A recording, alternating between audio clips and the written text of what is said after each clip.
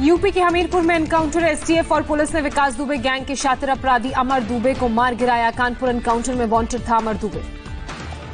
Gangster विकास दुबे की तलाश में एसटीएफ ने की फरीदाबाद में गेस्ट हाउस में छापेमारी। गेस्ट हाउस की सीसीटीवी तस्वीर में विकास दुबे से मिलती जुलती तस्वीर कैद। गेस्ट हाउस के मुताबिक शख्स ने अपना नाम बताया था अंकुर। पुलिस के छापे से पहले हुआ फरार। पुलिस ने विकास दुबे के 2 करीबियों को हिरासत में लिया। आज पुलिस वालों की शहादत के बाद कानपुर के चौबेपुर थाने पर गिरी गाज। थाने के सभी 68 पुलिस वालों को किया गया लाइन हाजिर। विकास दुबे को खबर लीक करने का संदेह। गैंगस्टर विकास दुबे के मामले में एसटीएफ के डीआईजी अनंत देव को हटाया गया। शहीद सीओ की चिट्ठी वायरल होने के बाद गिरी गाज। विकास की गिरफ्तारी नहीं होने से सीएम योगी बेहद नाराज। यूपी के बड़े पुलिस अधिकारियों को लगाई फटकार। विकास दुबे की गिरफ्तारी के लिए एसटीएफ के साथ 40 टीमें जुटी। घर से 2 किलो विस्फोटक और कई हथियार बरामद किए गए। तमंचे और देसी बम भी मिले। चौबेपुर थाने के निलंबित इंचार्ज विनय तिवारी के खिलाफ बीजेपी विधायक भगवती प्रसाद सागर ने भी की डीजीपी से शिकायत। कार्रवाई करने को कहा था। जुआ खिलवाने का आरोप।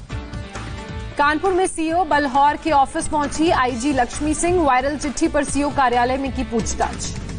विकास दुबे मुठभेड़ मामले में डिप्टी एसपी से कांस्टेबल तक शक के घेरे में। करीब 200 पुलिस वालों की फोन कॉल्स डिटेल की जांच।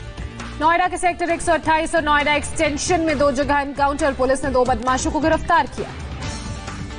गुजरात के सौराष्ट्र और कच्छ में अगले 24 घंटे में भारी बारिश की चेतावनी। मौसम विभाग ने अलर्ट जारी किया।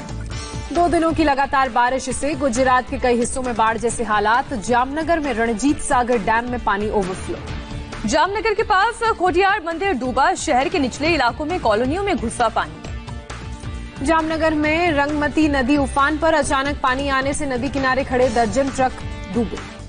गुजरात के द्वारका शहर में लोगों के घरों में घुसा पानी। तेज बारिश और आंधी से द्वारकाधीश मंदिर की पताका झुकी। गुजरात के राजकोट में तेज बारिश ने कहर ढाया। नदी के तेज बहाव में बहे कई जानवर। मुंबई में आज से बारिश में आएगी कमी। मौसम विभाग ने दी जानकारी। मंगलवार को बारिश से जनजीवन हुआ प्रभावित। पाकिस्तान ने फिर किया सीज फायर का उल्लंघन। पुंछ के बालाकोट और मेंढर सेक्टर में रात 2 बजे की फायरिंग।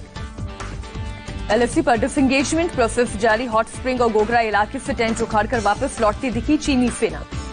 भारत की शर्तों के आगे झुका चीन। एलएसी के दोनों तरफ 1.5 किलोमीटर तक न पेट्रोलिंग होगी न ही जवानों की तैनाती। एलएसी से 3 से 4 किलोमीटर के दायरे में तय संख्या में रहेंगे जवान। नहीं कर सकेंगे हथियार का इस्तेमाल। 5 से 6 किलोमीटर के दायरे में पहले से ज्यादा जवानों की तैनाती। गलवान में चीन के पीछे हटने के बाद भी इंडियन एयरफोर्स की फुल तैयारी। रात के समय युद्धाभ्यास का वीडियो सामने आया। लेह के नजदीक फॉरवर्ड बेस पर सेना की पूरी तैयारी। एयरफोर्स ने फिर उतारा सुखोई 30 और मिग 29।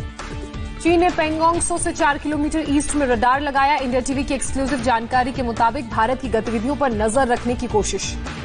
पीएम मोदी के लिए दौरे की एनसीपी चीफ शरद पवार ने की तारीफ। कहा पीएम के दौरे से सैनिकों का मनोबल बढ़ा। पीएम के लद्दाख दौरे से नहीं हुई हैरानी। आज सुबह 7 बजे लोक कल्याण मार्ग पर मोदी कैबिनेट की बैठक। पहले सीसीएस की बैठक, फिर जनरल कैबिनेट की बैठक।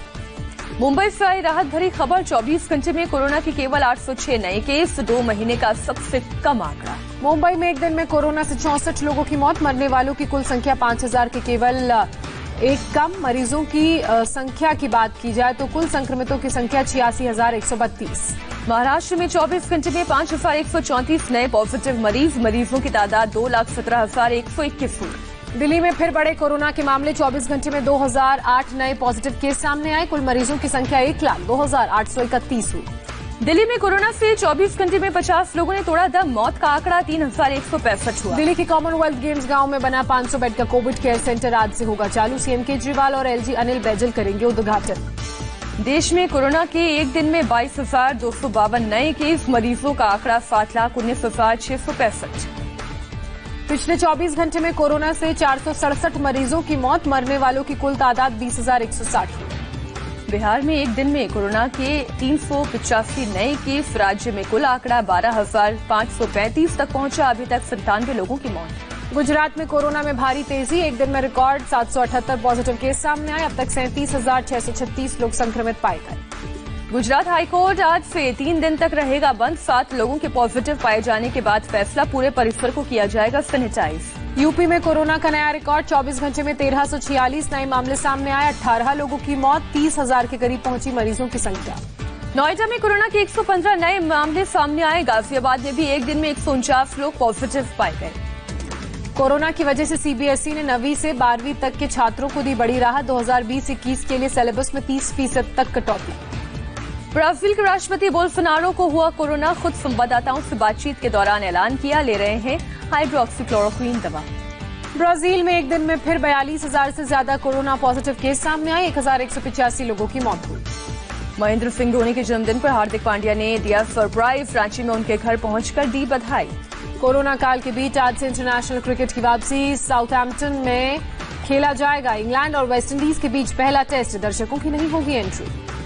नमामि गंगे प्रोजेक्ट की मदद के लिए सामने आए वर्ल्ड बैंक। 3,023 करोड़ रुपए की मदद देने के लिए तैयार।